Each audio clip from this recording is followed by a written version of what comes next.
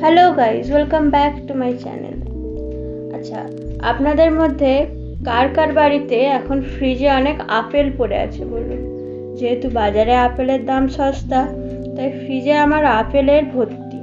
তাই চলুন আজ ফ্রিজ খালি করার জন্য আপেল দিয়ে একটা রেসিপি দেখে নিই। তো আমি একটা কেক বানাবো, তার জন্য হাফ কাপ পাউডার সুগার নিয়েছি। চিনিটাকে আমি ওই একটু মিক্সিতে ঘুরিয়ে নিয়েছি আর কি, আপনারা নর্মাল সুগারও নিতে পারেন, অসুবিধা কিছু নেই। তার মধ্যে আমি দিয়েছি 2/4 কাপ অফ সাদা তেল বা ভেজিটেবল অয়েল। এই দুটোকে দিয়ে আমি ভালো করে একটু মিক্স করে নেব, যাতে চিনিটা ভালোভাবে তেলের সাথে ডিজলভ হয়ে যায়। এরপর আমি 2 টেবিল চামচ টক দই দিয়েছি। রুম টেম্পারেচারে রাখা টক দই দেবেন। কেকের ব্যাটারের সময় কিন্তু কোনো জিনিসই ফ্রিজ থেকে বার করে ডাইরেক্ট দিয়ে দেবেন না, এক্ষেত্রে একটু অসুবিধা হতে পারে। এরপর আমি হাফ কাপ দুধ নিয়েছিলাম, কিন্তু আমি পুরোটা দিইনি, অল্প করে দিয়েছি, কারণ এই ব্যাটারের ক্ষেত্রে আমার ব্যাটারটা কিন্তু একটু থিক থাকবে। নর্মাল কেকের মতো অত থিন ব্যাটার আমি এখানে বানাবো না।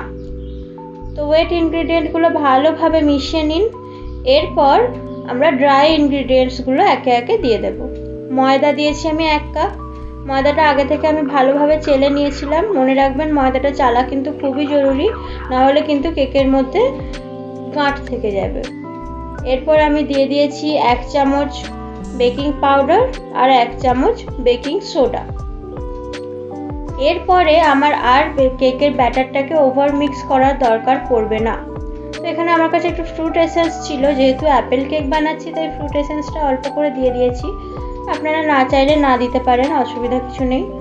এই পর্যায়ে আমি বেশি মিক্স করব না, শুধুমাত্র ব্যাটারটা ভালোভাবে মিক্স হয়ে গেলেই রেখে দেব। আমি আরও অল্প একটু দুধ অ্যাড করেছি, দিয়ে একটা থিক ব্যাটার বানিয়ে নিয়েছি। দেখতে পাচ্ছেন ব্যাটারের কনসিস্টেন্সিটা এরকম আসবে। অ্যাপেল কেক বা যে কোনো ফ্রুট কেক বানানোর ক্ষেত্রে যখন আপনি একটু ক্রাম্বলি রাখতে চান কেকটাকে, তখন ব্যাটারটা একটু শক্ত করাই ভালো। চলুন এরপর আমরা ক্যারামেলটা বানিয়ে নিই, যেহেতু ক্যারামেল দিয়েই আমি অ্যাপেল কেকটা বানাবো, সেটাই মেন ফ্লেভার।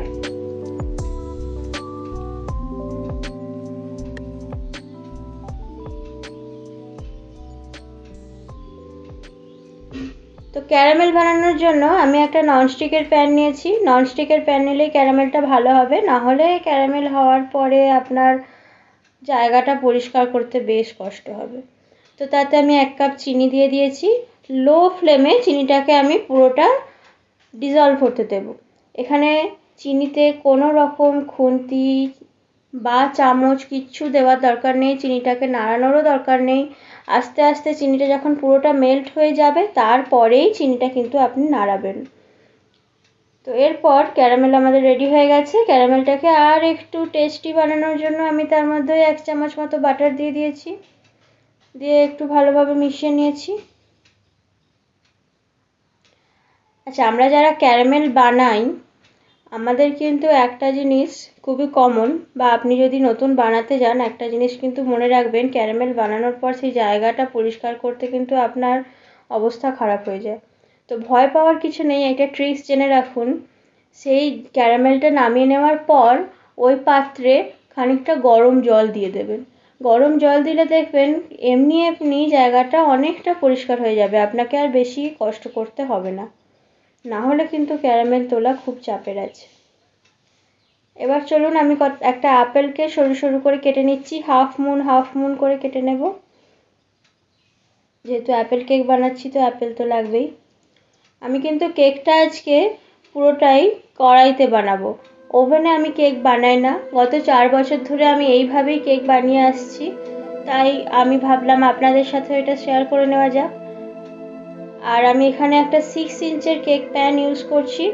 কেক বানানোর সময় মেজারমেন্টগুলো একটু জেনে নেবেন, কারণ কেকের মেজারমেন্ট খুবই ইম্পর্টেন্ট। আমি ইনগ্রিডিয়েন্টের সব লিস্ট ডেসক্রিপশন বক্সে দিয়ে দিয়েছি, আপনারা একটু দেখে নেবেন।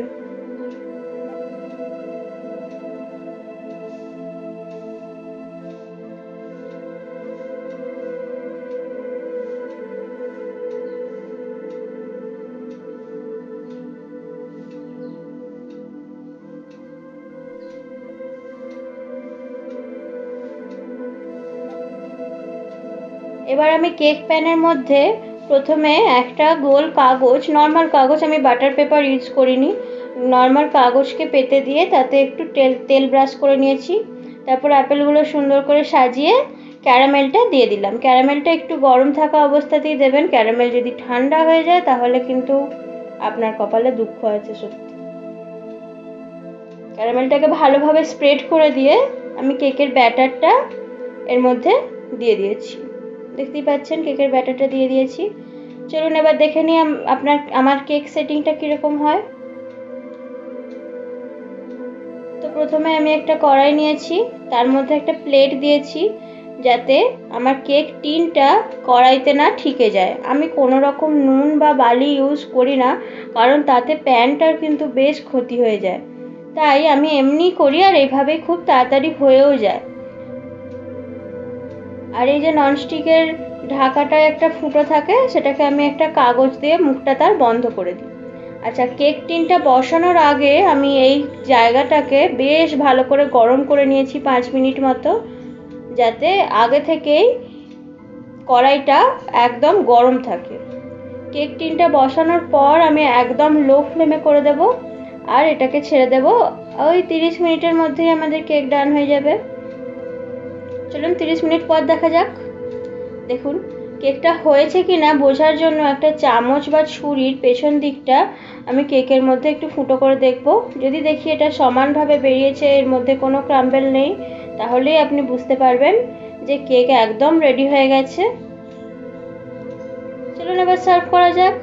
আচ্ছা, টিন থেকে, কেকের মোল্ড থেকে যখন কেকটাকে বার করবেন তার আগে 10 মিনিট মতো একটু ঠান্ডা করে নেবেন। গরম গরম কেক কিন্তু নামানো যায় না, আবার একেবারে ঠান্ডা হয়ে গেলেও কিন্তু নামাতে অসুবিধা হবে। দেখুন কি সুন্দর ক্যারামেলের চাট টেক্সচারটা এসছে না? এটা কিন্তু খেতেও খুব সুন্দর হয়েছে। এটা কিন্তু চা বা কফি দিয়ে খেতে খুব ভালো লাগবে। আশা করি আপনাদের আমার রেসিপিটি পছন্দ হয়েছে। যদি পছন্দ হয়ে থাকে একটা লাইক করে দেবেন, আমার চ্যানেলটিকে সাবস্ক্রাইব করে দেবেন আরও এরকম সুন্দর সুন্দর আর ইউনিক রেসিপি জানার জন্য।